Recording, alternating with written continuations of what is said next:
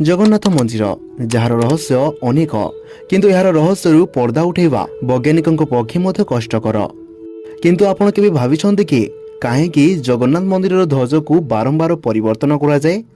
बाकी तो हिंदू मंदिर रे एपरि करा जाई न थाए तो काहेकि प्रतिदिन जगन्नाथ मंदिर ध्वज को परिवर्तन करा जाए? आसो जानिबा यार रहस्य को। आपण जानिथिबे कि जगन्नाथ मंदिर ध्वजा पवनर विपरीत दिग को उड़ी थाए। यह तो ध्वजार एक बड़ रहस्य अटे जहाँ विज्ञान जगतर वैज्ञानिक मानकु आचंबित कराए।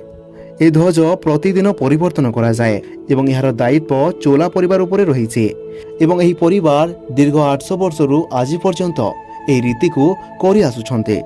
जदि ध्वजार पौराणिक रहस्य को जानिबा तेबे मान्यता अनुसार जदि ध्वजा को प्रतिदिन परिवर्तन करा जिवो नहीं तो मंदिर 18 वर्ष पर्यंत बंद होई जिवो एवं ए ध्वज पतित पावन नाम ख्यात जहाँ बहु दूर ही देखा जाए। ए ध्वज को नहीं जड़े व्यक्ति मंदिर ऊपर को चढ़ी थाए। मंदिर ऊपर को चढ़िला परे लागितवा ध्वज को परिवर्तन करे सेठारे एक पुणी एक नूतन ध्वज को लगाई थाए एवं ए दृश्य को देखिबा पई अनेक श्रद्धालुंक भीड़ जमे। ए प्रक्रिया को कौनसी साधारण लोक करिबा संभव नहे। एथिपाई बहुत अभ्यास करबा को पड़ी थाए एवं जेहेतु मंदिर ऊपर को चढ़िबा को पड़ी थाए तेबे मनरे हरिंक नाम स्मरण करिबा निहाती जरूरी अटे।